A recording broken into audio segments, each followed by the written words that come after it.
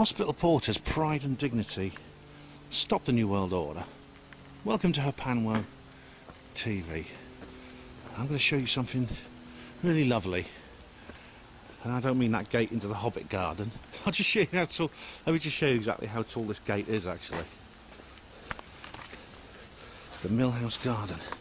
But I couldn't get in that. That's where Frodo and Bilbo live.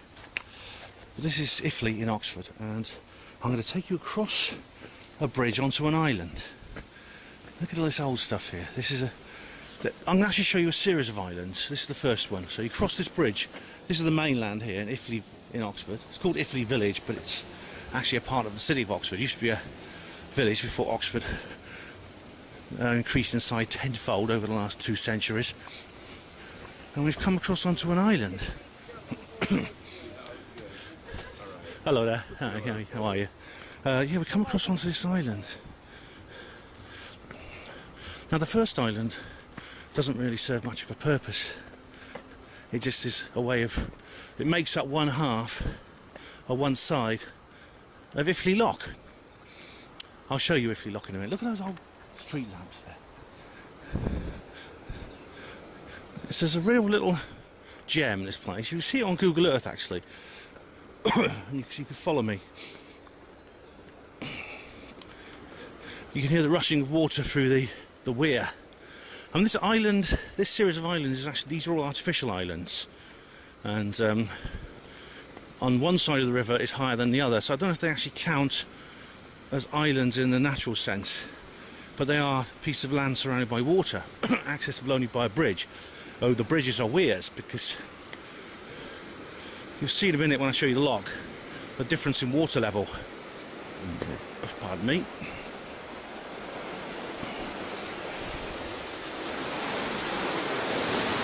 Here's this weir, see? That's the lower level. That's the higher level.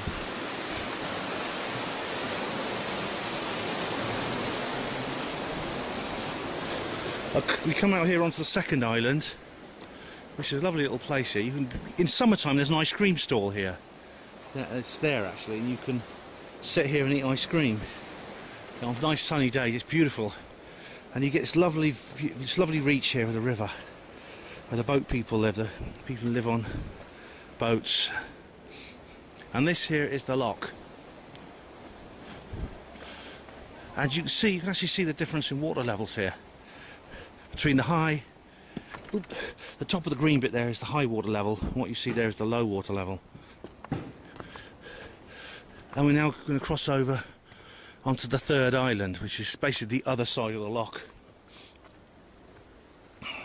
It's one of my favourite places in Oxford. This is that bridge over there leads to the other side of the river. The river it's the River Thames, Old Father Thames. It flows all the way to London. Only we call it the Isis here in Oxford. And I'll take you over here and show you this whole little island here. Now, well, this is kind of an island. You might call it a peninsula, because basically there's these two channels on the far side, but they're not actually joined by water. This is more a peninsula. They are, as you see here, there's some rollers there for small craft, whereas the bigger boats go through this lock. Including, we may be lucky enough to see the Salter steamer. It does run this time of year. And there's always loads of ducks and geese around here.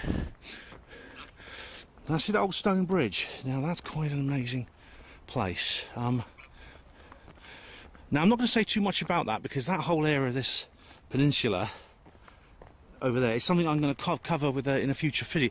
I'm going to cover it in a future video. I might even have made a video about that. I don't know. I can't remember. But it's a big subject. I'll be doing possibly a joint project with LS Taylor to cover that. So this lovely little part of Oxford here. I'll just take you up under the bridge to show you the view. Don't worry, there is a point to all this. Don't worry.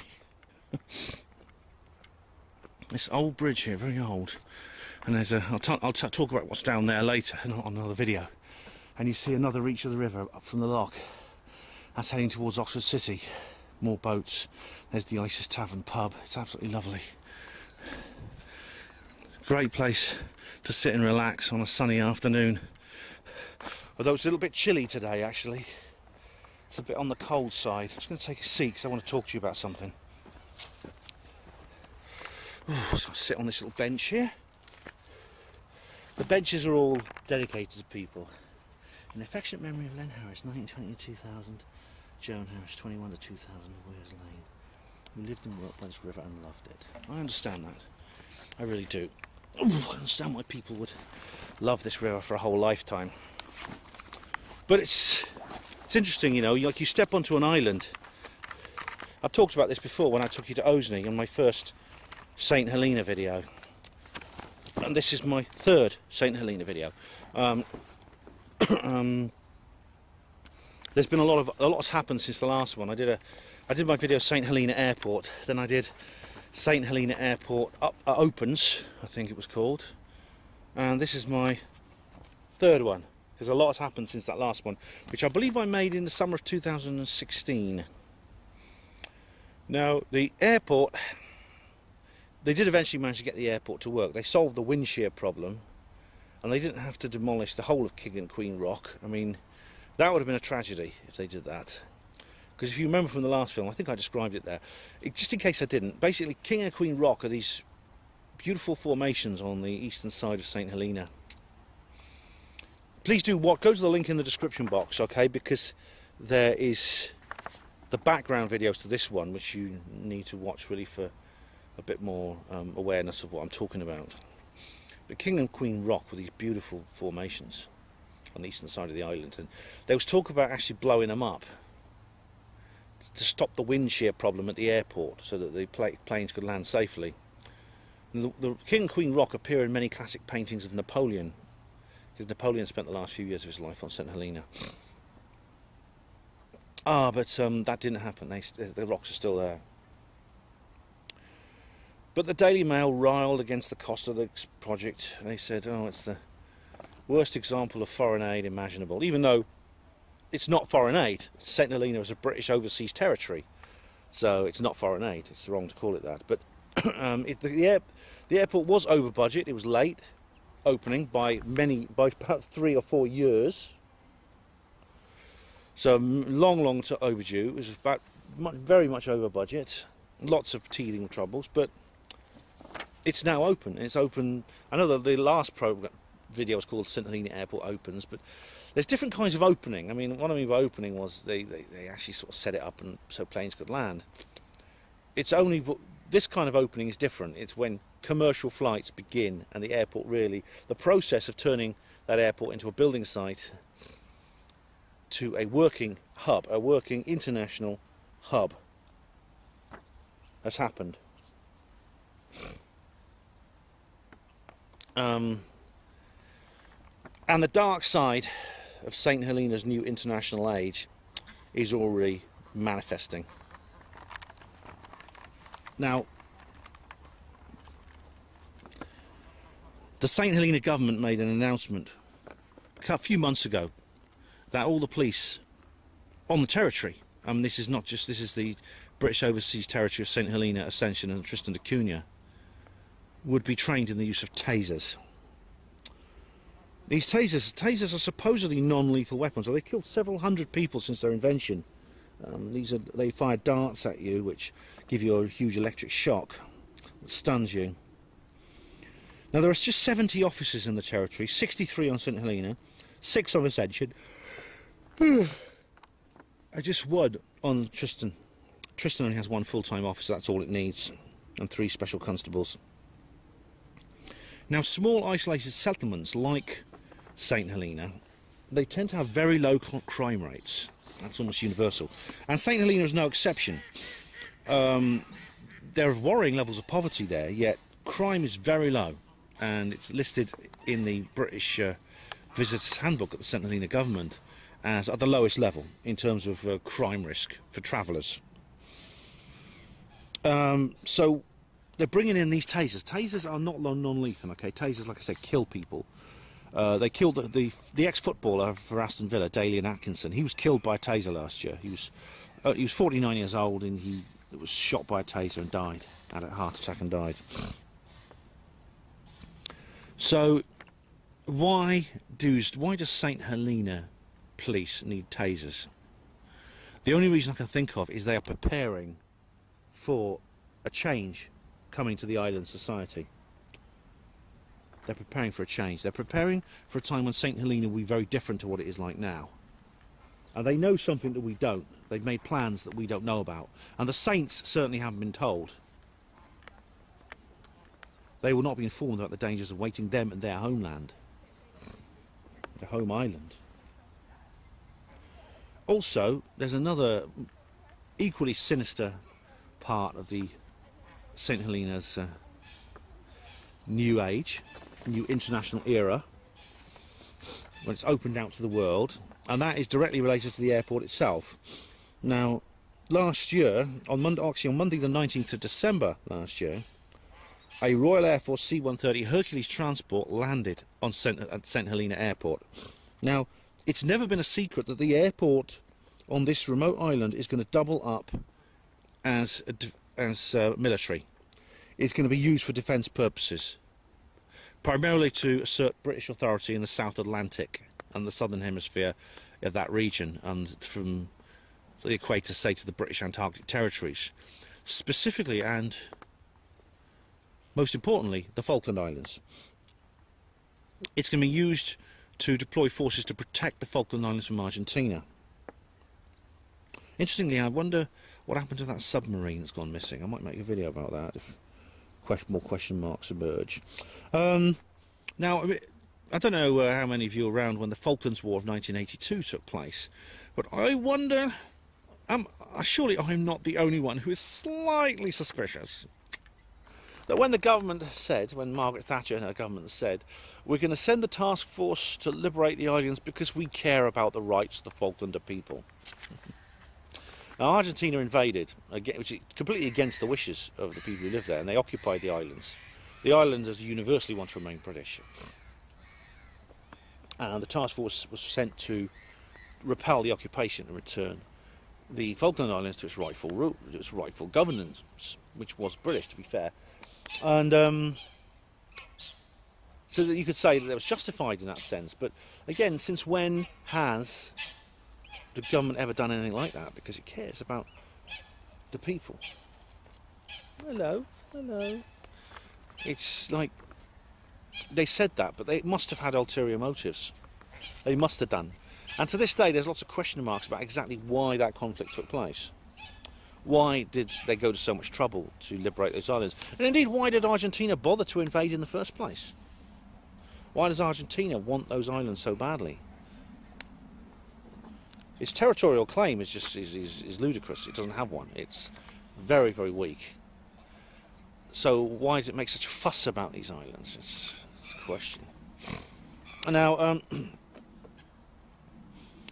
this is a big story. I mean, oil was struck there in 1978. I mean, that was probably had a lot to do with it. The fact that there was a huge oil field discovered there, and you'll find that wherever oil fields are found, wars soon follows. Another example is Darfur in Central Africa, North Central Africa. That's another example. Oil gets struck there, a war breaks out. It seems to be a universal rule. But there's also more to it than that. It's possible that the Falklands crisis and the conflict over the Falkland Islands, and as strange as this might seem, there's evidence to support it, is because of the activities of extraterrestrials in that area. I do recommend David Griffin's work on the blue area, the blue creatures that lived on Southern Fuel, and a new witness has come forward actually relating to that, which Miles Johnston is interviewing at the moment. Also, there's along with these extraterrestrials was found black goo, sentient oil as it was called, which was taken back to Britain and was kept by the Marconi company, and lots of Marconi scientists strangely died in some cases some rather bizarre suicides, very gruesome suicide in one case. For a couple of years, I mean, it was the most dangerous job in the world. It was to be a Marconi scientist. And you may think this is weird, you may think it's strange, but there's evidence to support it. And it's connected to an event a couple of years ago in the Gulf of Mexico called the Berserk incident, where there was actually a battle between a German submarine and the US forces. A French submarine actually intervened, and there was a big shootout, and the French escaped with something from US territorial waters, but then when they were on there, they loaded it aboard a ship for transport to France.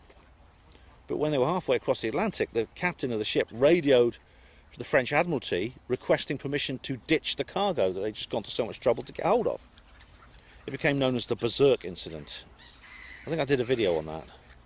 I'd certainly done an article on it on the Herpanmo blog. So, and interestingly, there's a St Helena blogger. And interestingly, St Helena has only been connected to the internet for a couple of years, but they're already taking full advantage of it. There's a couple of good bloggers. There's some YouTube channels.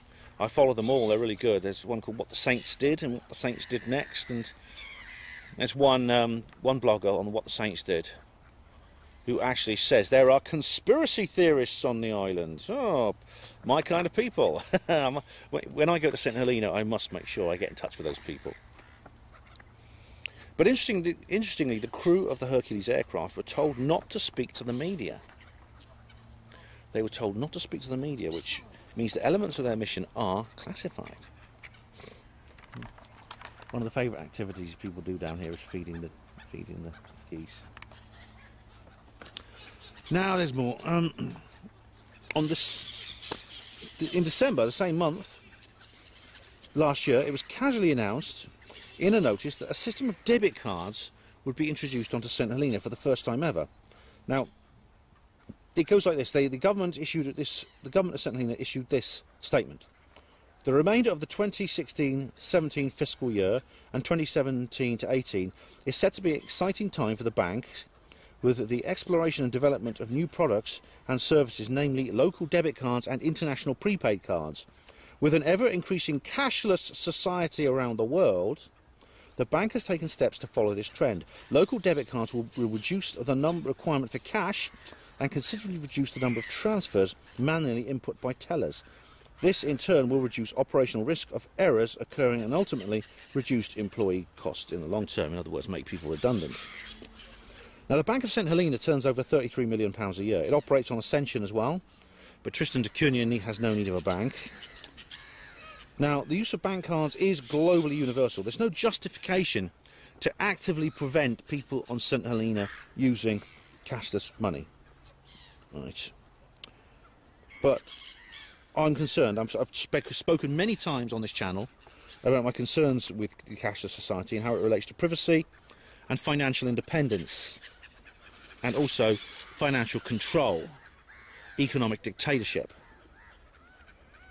There are plans to turn entire nations cashless at the moment, including Singapore is going to be the first. But India as well is very far advanced in that. Now this is worrying, because India is just one country, but it has a huge population. In fact, 1 out of every 6 people in the world lives in India.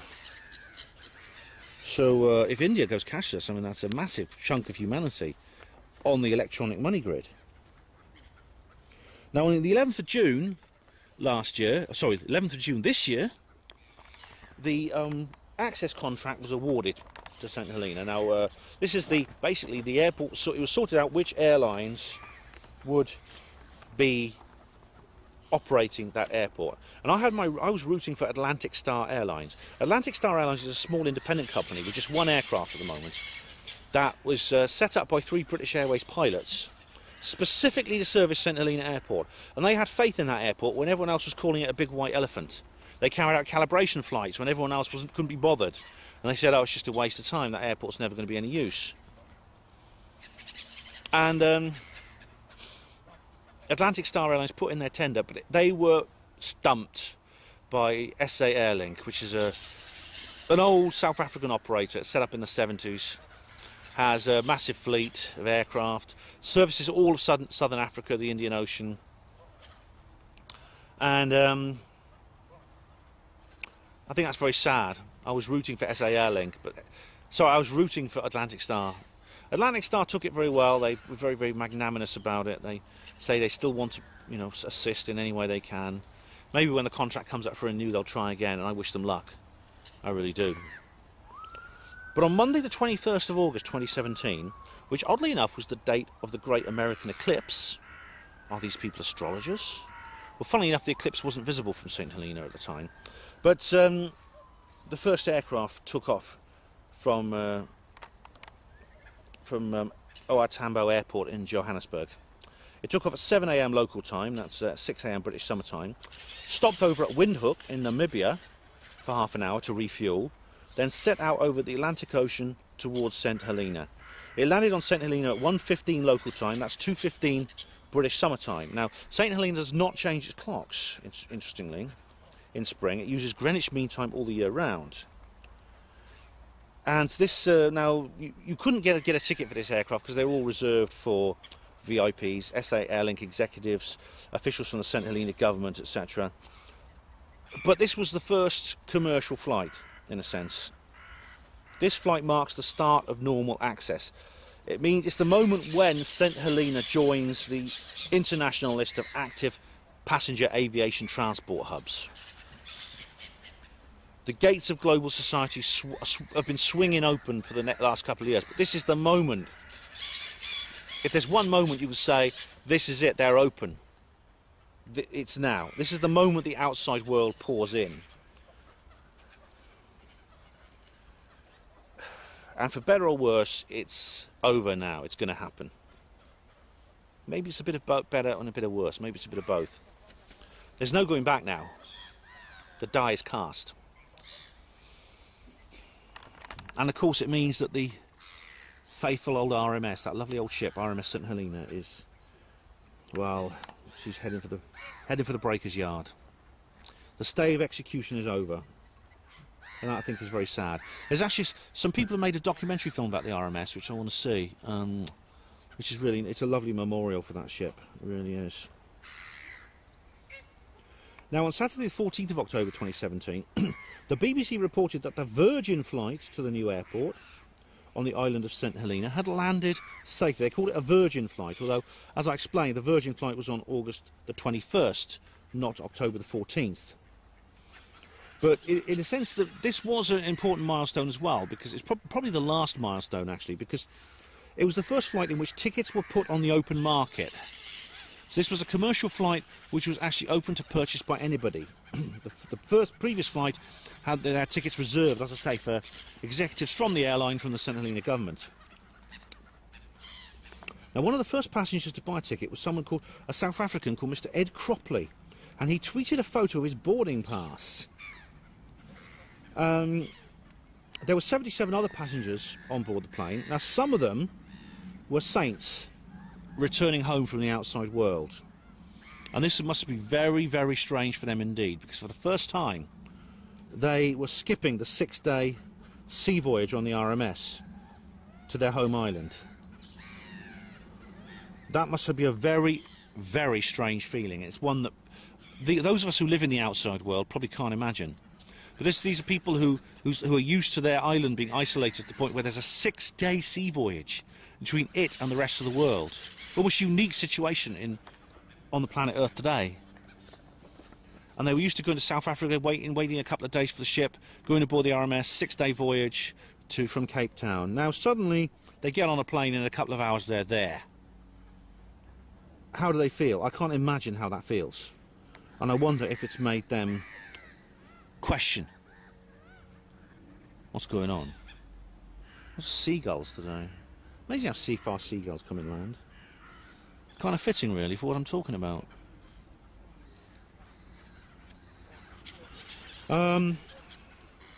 Yep, so the plane took off once again from OR Tambo Airport in Johannesburg at 9 AM, stopped to refuel at Windhoek, set off over the Atlantic Ocean to St Helena, landed 1:59 PM, 2:59 British summer time. And the following day the plane returned to South Africa after the tourists spent the time overnight on the island.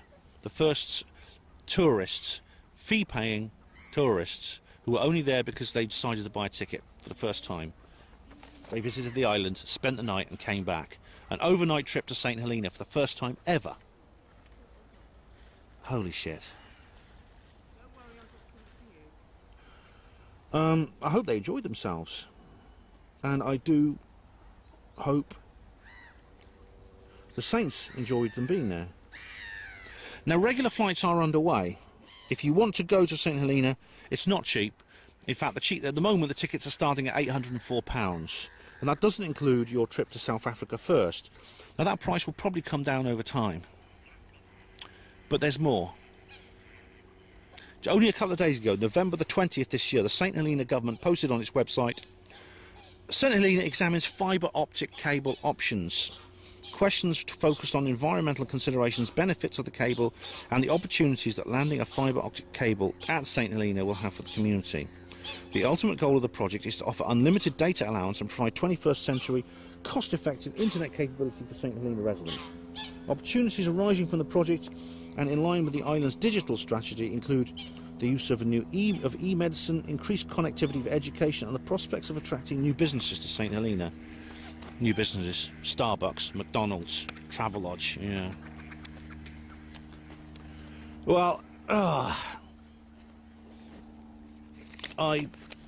it's all over now. I mean, there's no way you can stop it. There's no way you can stop it now. The decision has been made, for better or worse, and nothing I say or do, or anyone else says or do, is going to change it.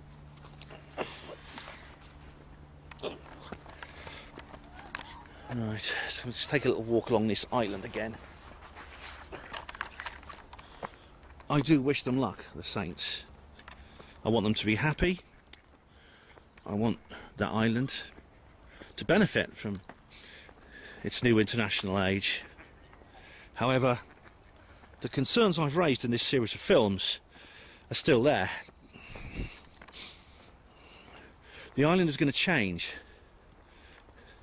It's going to change for the better, but it's also going to change for the worse. It will change fundamentally in a way that possibly the Saints don't quite understand. And I don't mean to say this to patronise them. I say this because, as someone from the outside world, myself, who lives in this globalist monoculture, I probably have a better insight into the effects of that monoculture than they do. And I fear for them. I fear for the island, I fear for the unique culture, as I've explained in the background articles. The history has shown that small, isolated communities with unusual cultures tend not to survive very long when they have come into contact with the globalist monoculture. In fact, they're very, very quickly absorbed and evaporated, like a soluble aspirin in this river. It's like taking a disc roll and throwing it in like that, just throwing it into the river. What would happen? You get a big hissing white spot for a moment, and it'd be gone, like it had never existed. And my concern is that's what's going to happen to St Helena. And we move on to this second island now. Do come here in the summer, actually, it's really nice. And we cross over the weir.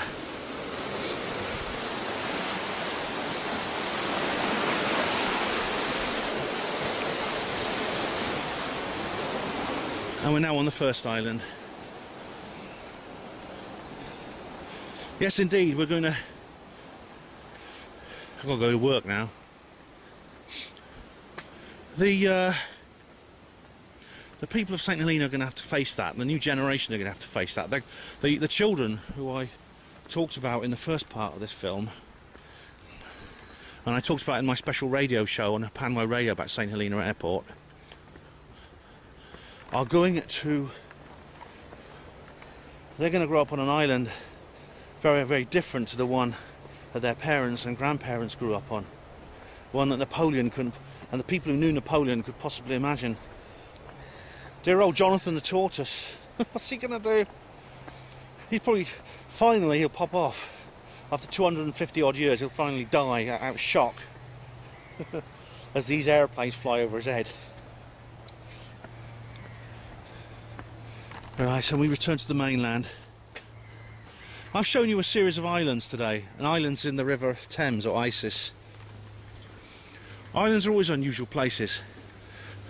What you've just seen today is an unusual little spot surrounded by water.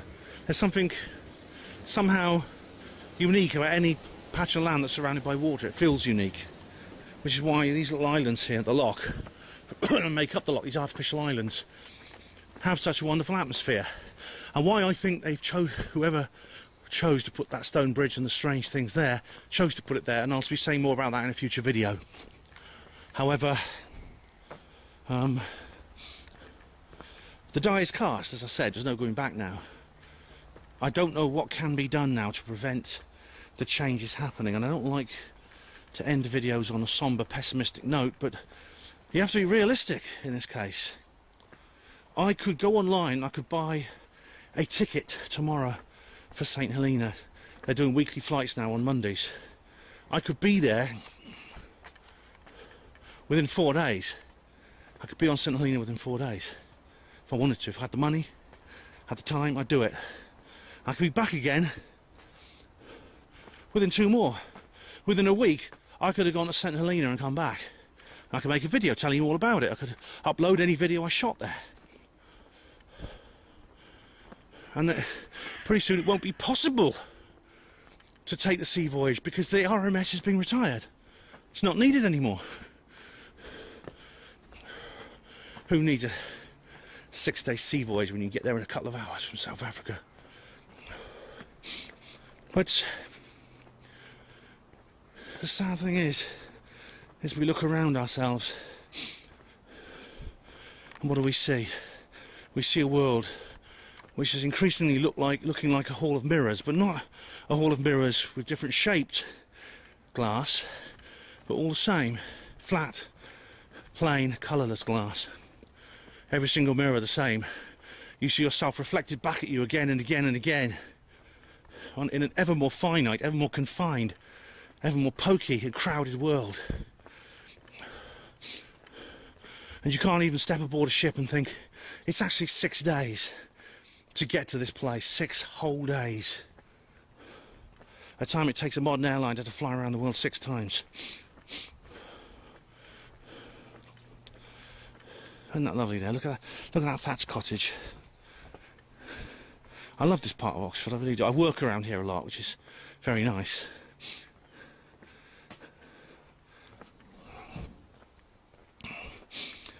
Oh, I do hope, against all hope, that something will happen to keep St Helena itself, but it looks increasingly unlikely. The dreaded day has come, the day which I feared when I made the first film in this series.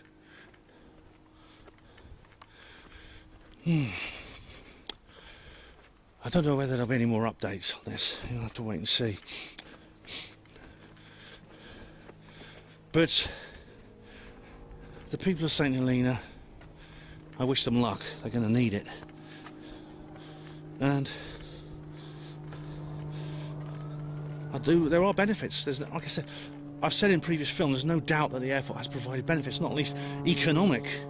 It'll relieve the poverty, the terrible poverty that's hit the island. The fact that the island and many of the people on it live off simply state subsidies. The whole island is subsidised to the tune of about 5 million a year. That could change. St Helena could actually become economically independent thanks to the airport, even profit making. The airport could make a lot of people wealthy, and I'd be the first to celebrate that. I'm not a socialist. I like the idea of people becoming rich. And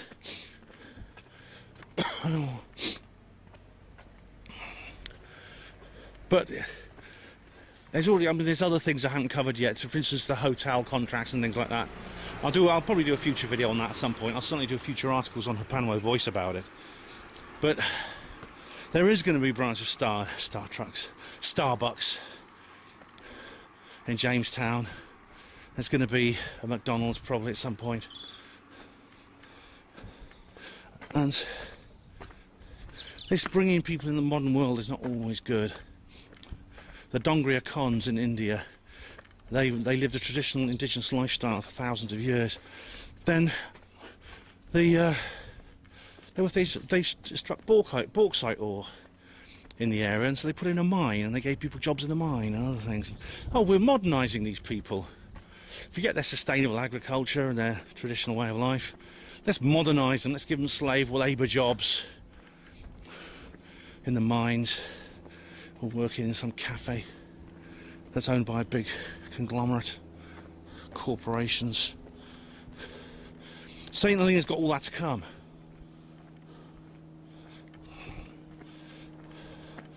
I just hope it'll be alright. But I do say, one day Simon Cowell is going to step off that plane at the airport to discover if St Helena's got talent, and Justin Bieber will do a big outdoor concert in the shadow of Diana's Peak, and all the young saints, these young girls who haven't even hit puberty yet, will put on short skirts and low-cut tops, and they wave their hands screaming at this little gimp. Little, what was it Bill Hicks called them? Corporate suckers of Satan's cock. Yeah. So, gotta go to work now. I can't think of anything else to say, and hopefully I'll have a happier. My next video will be happier, I hope. Thank you for watching Panwo TV. Hospital Porters, Pride and Dignity. Stop the New World Order.